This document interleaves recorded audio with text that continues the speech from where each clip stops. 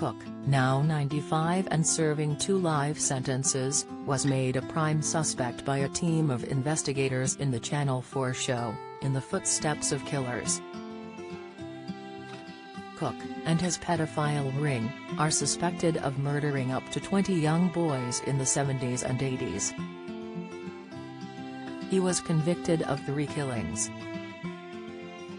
The show's presenters, silent witness actress Emilia Fox, top criminologist Professor David Wilson and former senior detective Graham Hill uncovered new evidence from 2 earlier police reviews.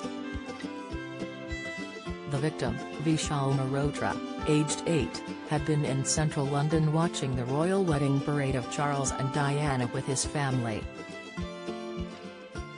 The family left central London and returned home to Putney, but on their way back Vishal vanished from a suburban street near his home. It wasn't until 7 months later that his partial remains were discovered on an isolated farm, at Alder Copse, in West Sussex.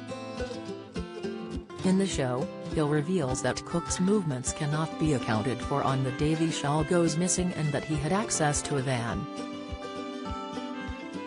Hill also makes an explosive revelation that Cook was living with a man called Dennis Moran, now dead, in the early 1980s and that there is a diary entry from 1982, the year after Vishal goes missing, which indicates that Moran and Sidney Cook attended Goodwood races. But very likely they were going there because there was a fairground nearby in which they could procure children for sex. The team conclude this is a highly significant finding because Goodwood races take place at the same time every single year, only 13 miles away from where Vishal's body is found. Hill told the Sunday Express that he had interviewed Cook several times and thinks Sussex police should investigate further. "Has in prison for the rest of your life, and is very manipulative. The best way to sum him up is that the worst day of his life was when Harold Shipman came on the wing because he went from being number 1 to being number 2, and the best day was when Shipman killed himself and Cook went back to number 1. A confession from Cook probably won't happen," says Hill. "I think it's unlikely that Cook will confess to it. He's been around far too long. The way he works is that he rarely admits to anything. But it's not beyond the realms of possibility that Sidney Cook is responsible for that crime." Cook, Hill believes, will watch the show.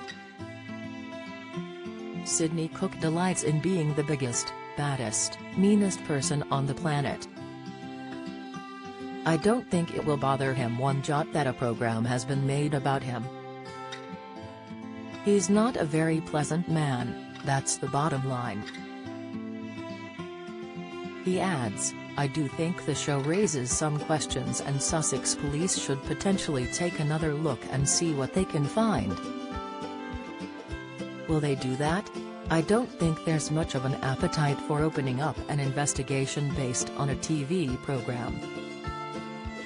Hill now teaches detectives how to interview sex offenders.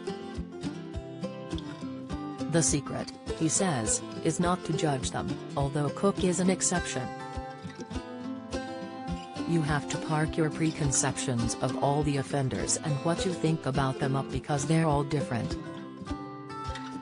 They all commit crimes for different reasons. They're people that have done bad things, they're not necessarily inherently bad people."